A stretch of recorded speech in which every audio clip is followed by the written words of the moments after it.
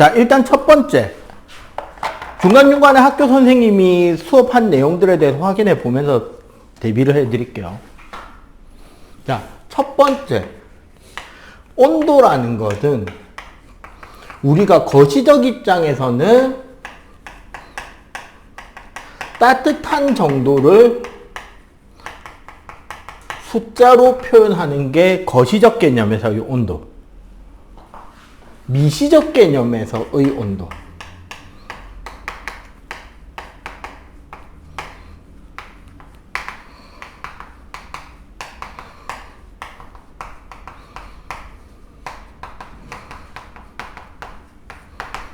자, 결국 온도라는 거는 크게 말하 큰 범위에서는 따뜻한지 차가운지의 정도를 숫자로 표현한 거. 입자의 개념으로 파고 들어갔을 때는 입자 운동이 얼마나 활발하냐가 온도입니다. 물리 선행을 좀 했잖아. 정확하게는 어떻게 우리가 개념을 잡으면 되냐면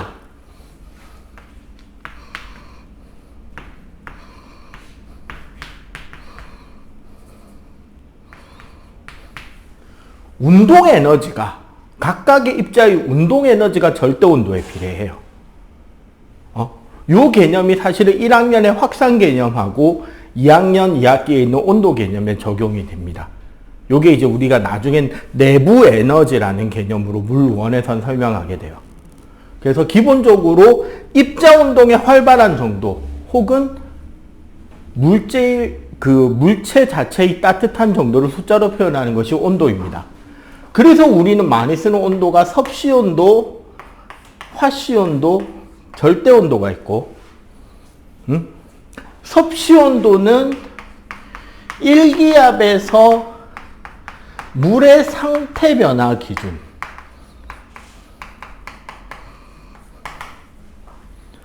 화씨 온도는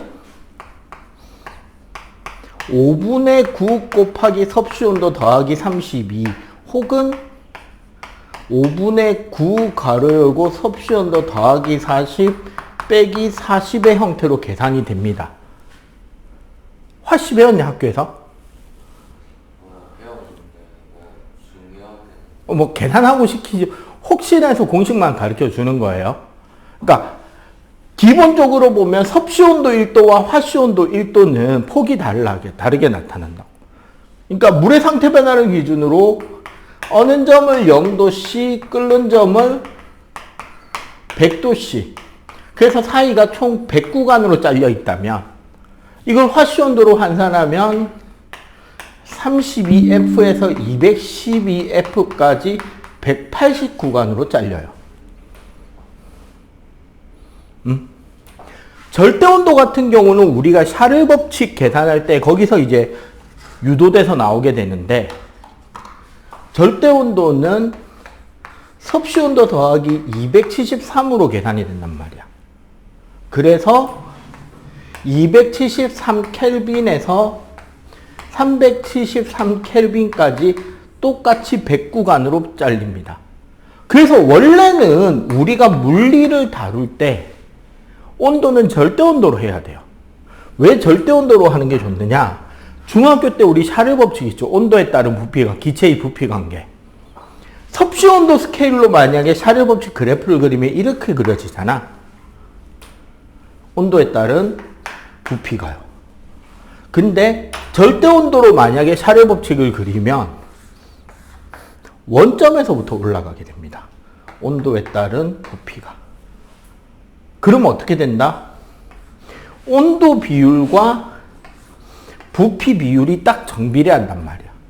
그래서 샤를 법칙으로 원래 쓰는 게 맞는데 중등 과정에서 온도를 다룰 때는 항상 온도 자체를 다루는 게 아니라 몇 도에서 몇 도까지 변화한 폭을 다룬단 말이야. 그래서 섭씨를 쓰나 절대를 쓰나 차이가 없어서 그냥 섭씨 쓰는 겁니다. 됐죠? 자, 이게 온도라면 열에너지라는 거는 항상 어디에서? 고온에서 저온으로 온도 변화나 입자 운동의 변화. 그래서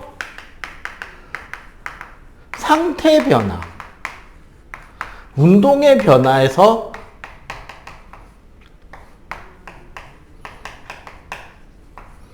부피 변화를 일어나게 하는 에너지가 열 에너지예요. 어디에서 어디로?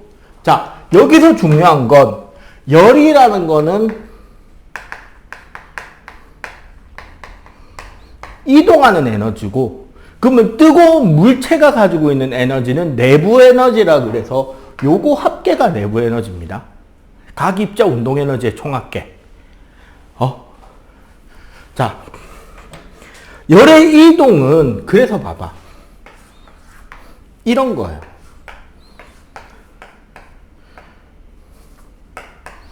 고온의 물체와 저온의 물체를 붙여놓잖아. 그러면은 맨 처음에 붙여놓은 초창기에서는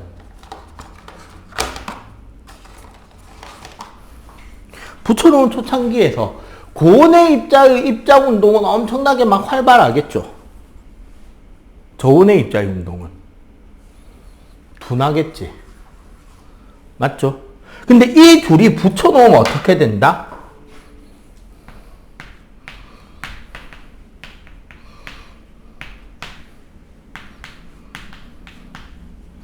충돌이라는 형태로 에너지가 이동하게 돼요.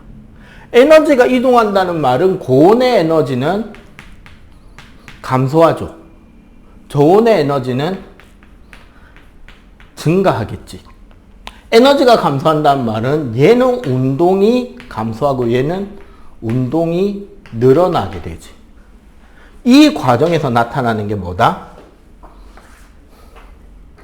고온의 물체는 온도가 내려오고 저온의 물체는 온도가 올라가서 두 물체가 온도가 같아지는 순간이 생기겠죠. 여기서 이쪽으로 열의 이동이 생길 거고, 이렇게 온도가 같아지는 순간은 우리는 무슨 상태? 열평형 상태라고 합니다. 정확하게는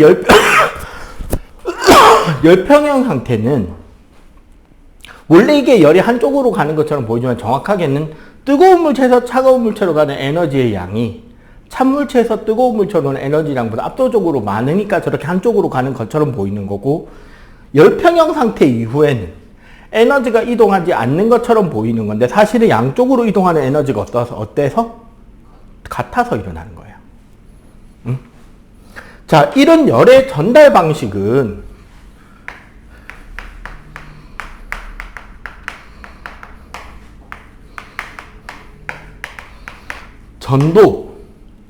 전도는 주로 고체에서 일어나는 이웃한 입자 간의 충돌로 에너지가 전달이 됩니다. 그래서 입자의 이동은 없어요. 그리고 항상 어떤 특징이 있다? 금속이 비금속보다 전달하는 효율이 커요. 대류는 액체나 기체에서 일어나죠. 이런 거 우리가 유체라 그러고, 얘네들은 열 팽창에 의해서 부력이 만들어집니다. 그래서 어떻게? 입자가 이동해서 전달해줘. 열 에너지를 갖고 있는 입자가 직접 이동하게 되는 거지. 그래서 어떻게? 따뜻한 입자는 위로, 찬 입자는 아래로 가라앉는 형태로 입자가 이동하는 게 대류. 복사는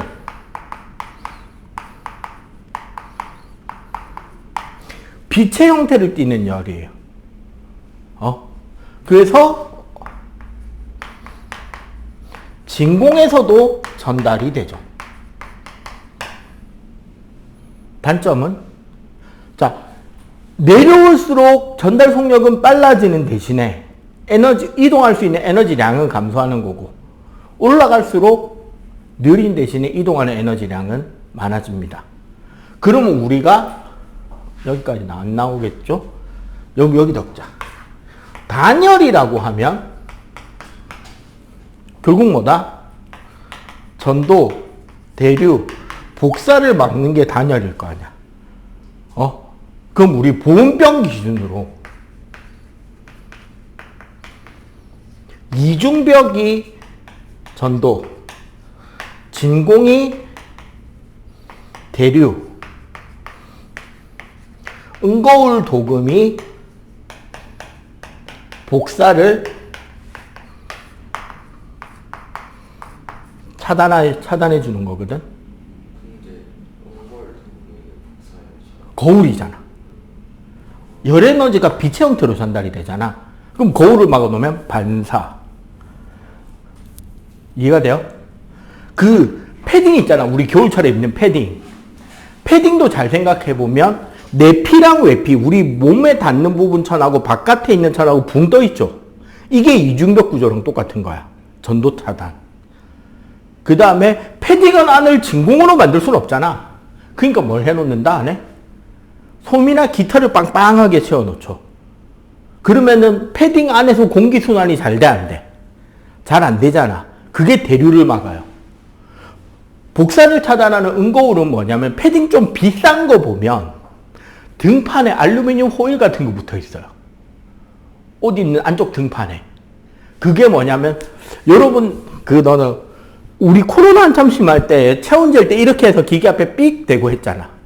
그게 뭐냐면 우리 피부는 피부 온도에 맞게 빛이 나요. 지금 정확하게는 적외선이 복사 방출이 되고 있어. 온도가 낮으니까. 그 적외선 파장을 재면 얘가 몇 도인지가 나와. 그걸 재는 거거든. 근데 우리 몸은 몇 도야? 36.5도잖아. 그럼 패딩 안쪽 등판에다가 거울을 하나 붙여놓으면 어떻게 돼? 내 몸에서 나간 복사열이 거울에 반사돼서 어디로 와? 다시 내 몸으로 오잖아. 그럼 따뜻하잖아. 그렇게 해서 열을 못 빠져나가게 하니까 따뜻한 거야. 알겠죠? 자, 일단 여기까지 필기. 한 놈 더. 자, 두 번째는 써봐봐.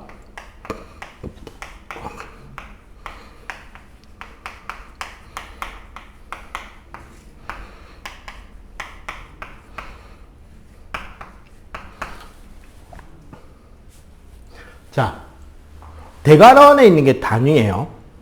열량, 기호는 Q, 단위는 킬로칼로리. 칼로리를 써도 되는데 기본적으로 킬로칼로리를 기본이라고 생각하세요. 좀 이따가 설명할게요. 왜 그런지. 보조 단위로 칼로리도 있습니다. 열 에너지는 항상 고온에서 저온으로 이동한 에너지의 총량을 말합니다. 1kcal라는 말은 물 1kg을 1도씨 상승시킬 수 있는 열량 에너지량을 딱 약속을 잡은 거예요. 자, 두 번째. 비열, 소문자 C가 단위가 되고요. 단위는 킬로칼로리 퍼 킬로그램 도시가 돼요. 보조 단위가 당연히 칼로리 퍼 그램 도시가 됩니다. 그러면 1칼로리는 물 1g에 동승하게. 네.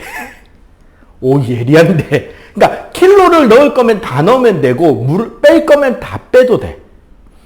비열이라는 것은 어떤 물질 1kg을 1도씨 상승시키는 에너지량입니다. 근데 요거 봐봐. 이거 물질의 특성이거든요. 그 비례식을 분수로 표현할 때 기준값은 분모예요, 분자예요?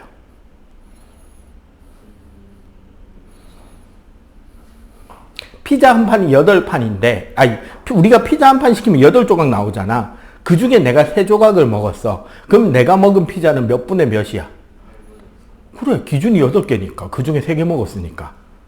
그래서 항상 기준이 분모입니다. 근데 요거 잘 봐봐. 어떤 물질 1kg 단위 질량이죠?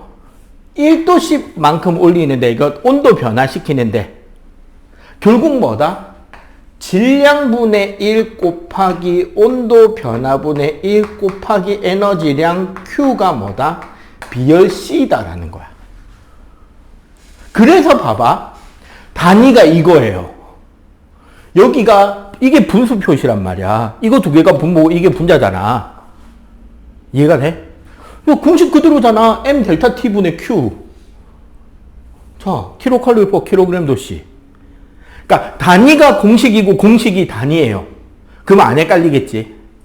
그래서 우리는 이 공식을 바꿔서 이야기 보통 많이 하게 되는데, 얘를 바꾼 공식이 바로 Q는 CM 델타 T, 바베큐는 CM 닭. 외우기 좋다, 그지? 바베큐는 CM 닭. 오케이? 이해가 되죠? 자, 바베큐는 CM 닭, 요렇게 해서 우리가 이제 이 공식을 외우게 되는데, 그래서 비열은 요렇게 나오고, 참고로 얘는 물질의 특성이고, 그리고 네가 외워져야 되는 건 하나는 있습니다. 물의 비열은 1,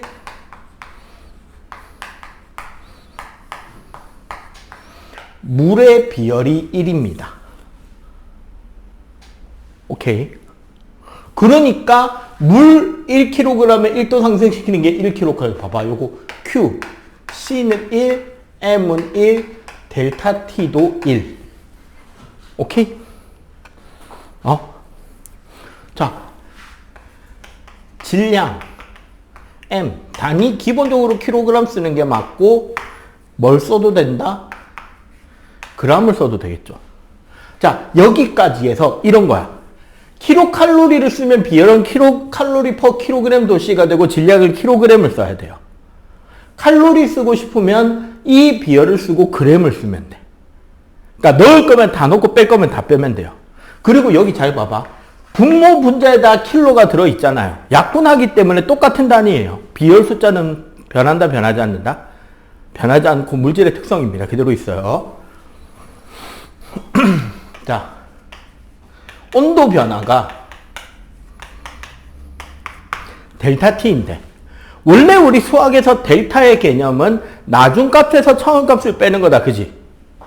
그래서 원래는 T 나중 빼기 T 처음으로 해야 되는데, 이렇게 하면 어떻게 된다? 온도가 상승하는 경우는 플러스죠. 온도가 하강하는 경우는 마이너스 값이 나오지. 그러면 우리가 헷갈릴 위험이 생겨요. 사실은 플러스다 마이너스다는 어떤 개념으로 봐야 되냐면, 이 열에너지를 내가 흡수한 열에너지냐 방출한 열에너지냐로 계산이 되는 방향성을 의미하는데, 그렇게 계산하면 헷갈려요. 그래서 어떻게 생각한다? 그냥 절대값을 쳐버리래요.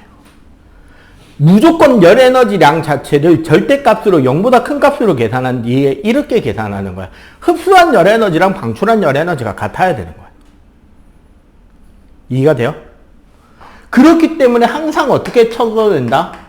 높은 온도에서 낮은 온도를 빼는 값이 델타 T다라고 생각하고 문제를 풀게 되는 겁니다. 오케이? 자, 그러면 이 열량을 계산하는 문제는 총 4가지 패턴으로 나온단 말이야. 1패턴. 방정식 문제. 방정식 문제란 건 무슨 소리냐면, Q는 CM 델타 T는 CM T 고온 빼기 T 저온의 공식을 이용해서 문제에 주어진 데이터를 숫자를 찾아서 입력한 뒤에 계산하면 나오는 문제가 방정식 문제예요. 사실 제일 쉬운 문제지. 예를 들어 이런 거야. 20도씨 물 200g에 20도씨 물 200g에 6kcal를 가하면 몇 도가 되게?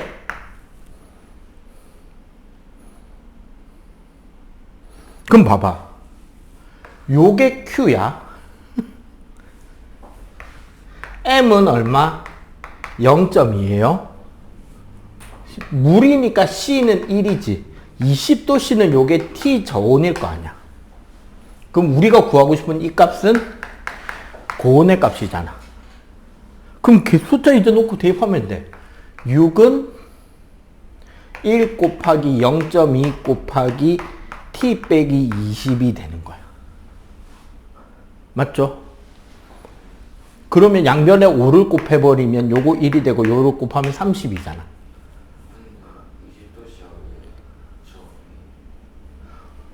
6kcal를 가하면 얘는 더 온도가 올라갈 거 아니야. 20도씨 물에다가 가열을 하면 온도가 올라갈 거 아니야. 그거 시뮬레이션을 네가 해야 된다고.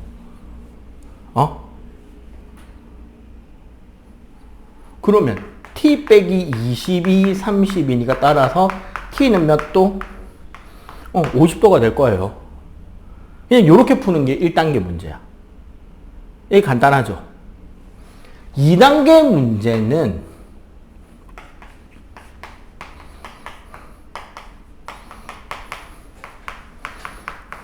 비례 반비례 문제입니다. 이건 뭐냐면 봐봐. Q는 CM 델타 T잖아. 그러면 결국 변수가 몇 개예요? 4개죠. 4개의 변수 중에 2개를 고정시키고 문제에서 남은 2개의 관계가 봐봐. Q와 C, Q와 M, Q와 델타 T는 비례 관계죠. C와 M, C와 델타 T, N과 델타 T는 반비례 관계가 돼.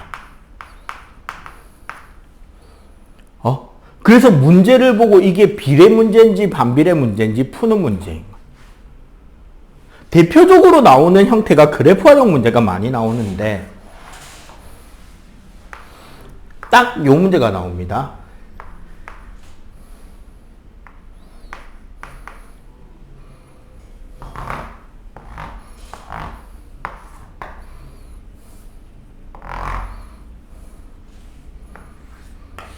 요게 A, 요게 B.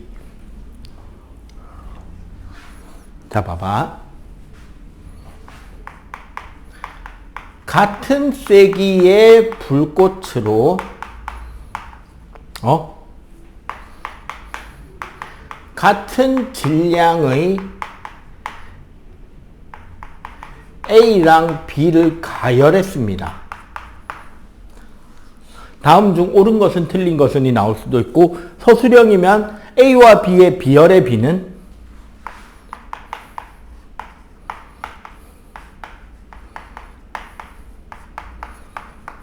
A와 B의 비열의 B는 얼마냐를 물어본단 말이야. 이게 이제 비례 반비례. 잘 봐봐. 같은 세기의 불꽃을 가열했으니까 Q가 일정하죠. 같은 시간 동안 같은 세기의 불꽃으로 가열한 거니까. 질량도 같죠. 그럼 이거는 결국 뭐를 물어본다? C와 델타 T가 반비례하는 걸 아느냐를 물어보는 거잖아. 그지? 몇 대 몇?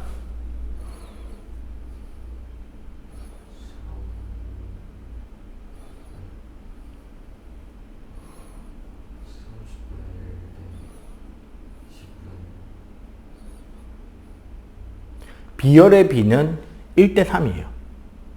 왜? 온도 변화가 이게 3대 1이잖아. 그러면 델타 T의 비율이 3대 1이니까 비열의 B는 그치 1대 3인 거지.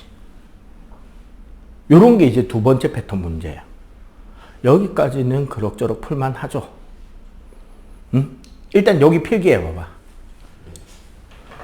일단 여기까지만 먼저 필기해봐봐. 내가 3, 4번 마저 설명하고 여기 필기하자.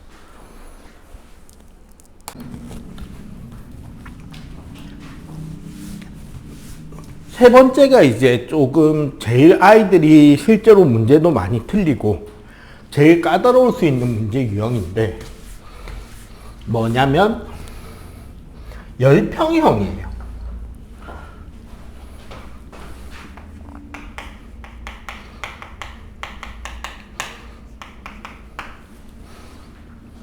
열평형 문제는 이런 거야. 뜨거운 물체랑 차가운 물체를 같은 곳에 놔두면 결국 온도가 몇 도에서 열평형 상태에 도달을 하잖아. 그때 그걸 이용해서 문제를 푸는 건데, 그래서 열평형 문제는 항상 뭐를 그리냐면 요 열평형 그래프를 그리는 거야, 먼저. 그러면 우리가 어떻게 된다? 여기가 고온의 시작온도, 여기가 저온의 시작온도, 여기가 평형온도 T가 되겠죠?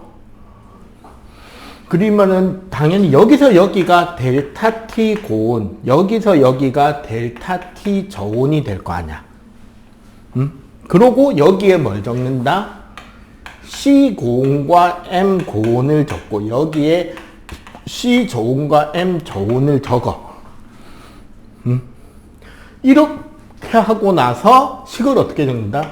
C고 곱하기 M고 곱하기 델타 T 고는 C 저 곱하기 M 저 곱하기 델타 T 저가 되는 거죠. 요 그래프를 먼저 그리고 식을 적고 풀면 실수가 줄어. 자, 어떤 문제냐면 이런 거야. 자, 봐봐. 끓는 물에서 금속 X 50g을 꺼내요.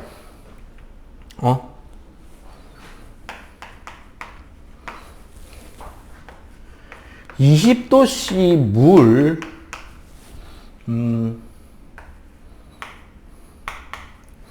300g에, 200g에 할까? 400g에, 200g 맞아. 넣으니 25도씨에서 평형이 이루어져.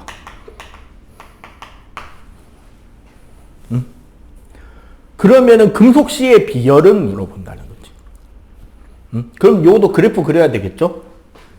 자, 딱 그래프 그리는데 그냥 그 온도 그레이드 맞춤표 없이 대충 그리면 돼요. 자, 숫자 적어 볼게. 자, 끓는 물에서 꺼냈으니까 100도에서 출발하죠. 여기는 몇 도? 20도에 넣고 25도에 열평형 됐고 C 곱하기 50이죠. 자, 여기서는 어차피 양쪽이 단위가 같은 단위를 쓰면 굳이 킬로그램으로 안 바꿔도 돼. 가급적이면 바꾸는 게 좋아요. 여기 온도 변화 몇 도야? 75도. 맞지? 자, 여기는 물이니까 1, 질량 200, 온도 변화 몇 도? 5도잖아. 해놓고 이제 약분하는 거예요. 4. 맞지? 여기 나누면 여기가 얼마? 25가 되죠. 넘기면 C는 25분의 4니까 0.16 요렇게 되죠. 오케이? 어떻게 푸는지 알겠죠? 요렇게대로 그대로 풀면 실수 없이 잘 풀려요. 그런데 4단계 조용.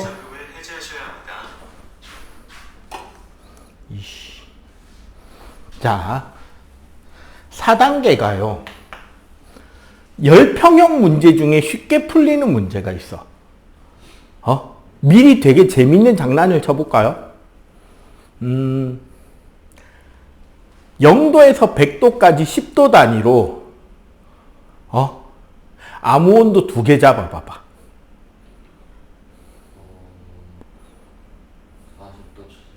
40도, 70도.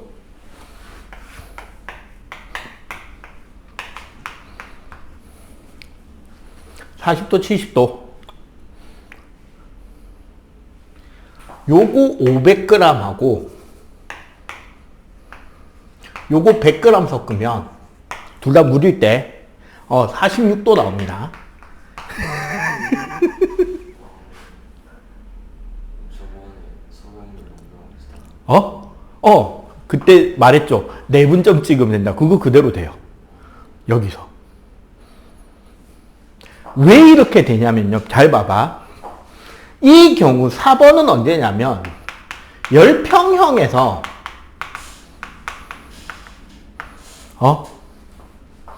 C나 M이나 델타 T 중에 한 개가 공통일 때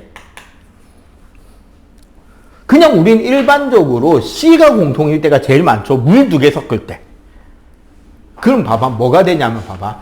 C 곱하기 M1 델타 T1은 CM2 델타 T2가 되잖아.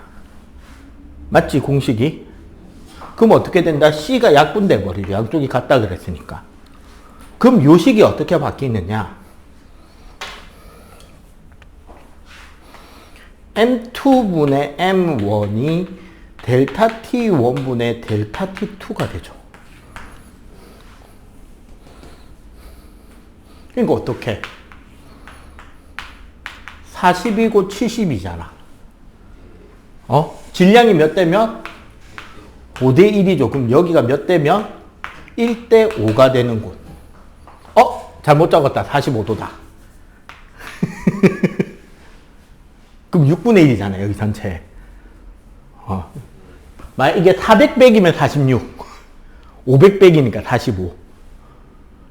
계산 실수했다. 쏘리. 이런 식으로 바로 평형온도 찾을 수 있다는 거죠. 이런 식으로 해서 문제를 푸는 게 열평형, 열량 계산 관련 문제입니다. 1, 2, 3, 4 필기해 놓으세요. 그럼 저기서 똑같은 게 아예 없으면 위에 걸로 해야지, 무조건. 똑같은 게 하나라도 있으면 이렇게 푸는 게 빠르다고. 자, 이렇게 생각하시면 돼요. 열팽창이라는 것은.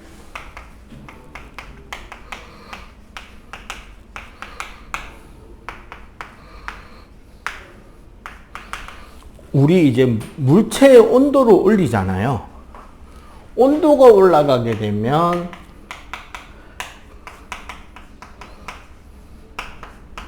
입자운동 속력이 증가합니다. 그리고 이 입자운동 속력의 증가가 일어나면 어떤 일이 생기느냐? 입자와 입자 사이의 거리는 인력과 청력으로 규정이 되거든요.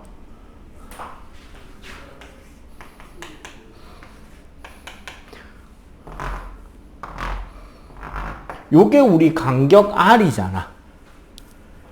맞지? 자, 그럼 여기서 인력이 되는 거는 만유인력하고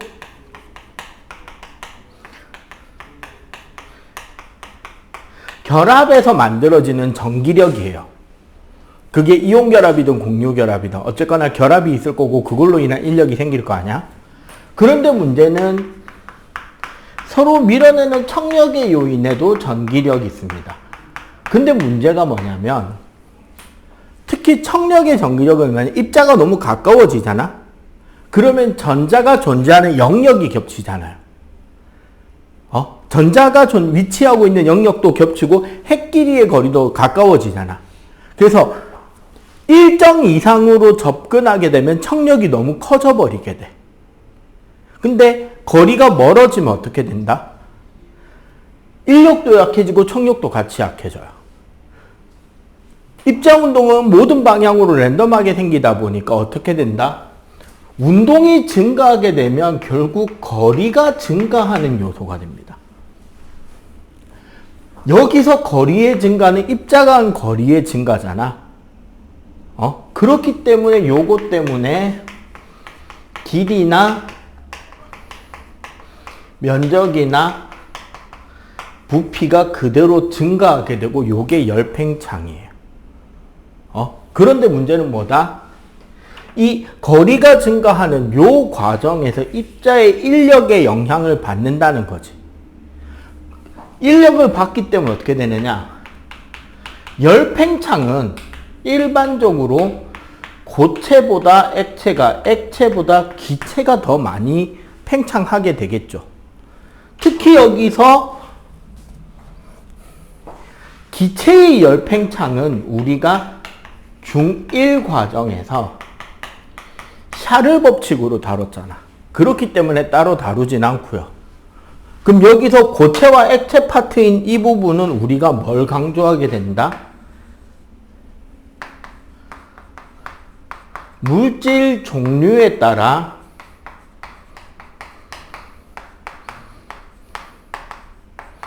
팽창률의 차이가 존재하겠다라는 거죠. 그지? 자, 그리고 이제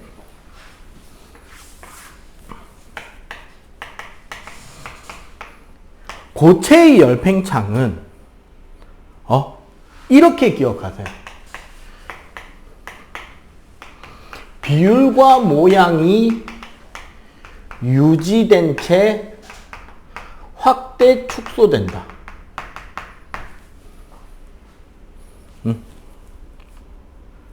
무슨 소리냐면 이거야. 봐봐. 요 동그란 원판이 열 팽창하면 어떻게 된다? 그대로 커지겠죠. 이거는 그 모양 그대로 커다란 모양으로 그대로 커지면 되지. 자, 문제는 뭐다? 요렇게 가운데 구멍이 뚫려 있는 요 금속 조각이 열팽창 하잖아. 그럼 우리 생각에 바깥쪽 테두리는 더 커질 거 아니야. 안쪽 테두리는 커질까 작아질까? 안쪽 구멍도 원래 크기보다 더 커진다는 거죠. 이거 두 개는 아이들이 그래도 그럭저럭 하거든. 여기서 막힙니다.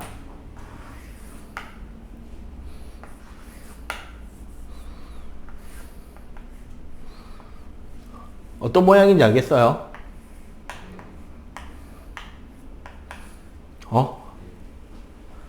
이렇게 끊어진 고리 모양이야. 얘를 열팽창시키면 요 사이 간격 틈은 커진다 작아진다 그대로다? 그대로 커집니다. 아까 이야기했지. 그 비율 모양 그대로 확대시켜야 된다고. 요렇게 커진단 말이야. 이렇게. 안쪽 테두리도 커졌고, 그죠? 바깥쪽 테두리도 커졌고, 간격도 그대로 커져야지. 왜냐면 이렇게 생각하면 돼. 여기서 구멍이 커지는 이유가 뭐냐면 요 부분이 이만하게 늘어난 거란 말이야. 요 부분이 요 넓이가 되게 커지는 거지. 그럼 봐봐. 요 부분의 요 간격이 이 간격이 되도록 커진 거라고. 알겠죠? 그래서 그대로 커진다라는 걸 기억하셔야 되고, 그래서 고체는 물질마다 다르기 때문에 바이메탈에 대한 문제가 나오죠. 예시 같은 건 네가 문제 풀면서 외우면 되는 거잖아. 바이메탈은 무슨 소리냐? 서로 팽창률이 다른 금속 두 개를 붙여놓은 거예요. 얘가 조금 늘어나고 얘가 많이 늘어나고. 그럼 얘를 가열하면 어떻게 된다?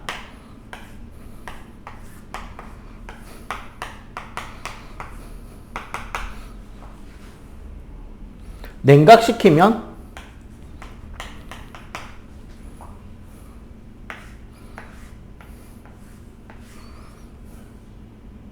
알겠어요? 가열하면 가열했기 때문에 많이 늘어나는 반대쪽으로 휘는 거고, 냉각시키면 많이 늘어난다는 건 많이 줄어들 수도 있기 때문에 그쪽으로 휘어지고. 액체의 열팽창에서는 기본적으로 액체는 고체보다 팽창이 크죠. 하지만 일반적으로 물은 열팽창 별로 안 큰 편에 속하는 건데, 주의할 거는 물의 경우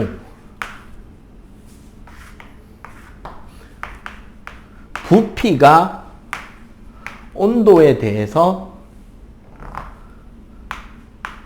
4도씨에서 가장 낮은 열팽창 부피를 가지고 이렇기 때문에 호수의 위에 얼음이 열면 맨 밑바닥에 4도씨의 물이 가라앉죠. 그래서 요 밑에는 물고기가 살 수 있는 거지. 이해가 돼? 다른 물질은 이렇지 않다는 거야. 그러니까 물이 아닌 다른 물질은 액체가 고체가 될 때 부피가 줄어. 양초를 만들든 비누를 만들든 얼초를 얼려도 부피가 준단 말이지. 근데 오직 뭐는 물은 고체가 될 때 부피가 늡니다.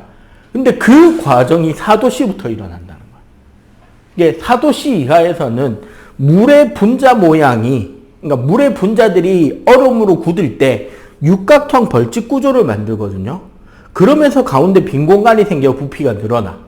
근데 그 벌집 모양 구조를 만들기 시작하는 게 4도라서 그래. 이게 요 부분만 유념하고 예시들, 그림들 많이 풀어보면 열팽창은 크게 안 어려울 겁니다. 대신에 이게 열팽창인지 열평형에 대한 문제인지에 대해서는 문제 풀 때 보기를 좀 많이 좀 신경 써서 읽어줄 필요는 있어요. 오케이? 여기까지. 자.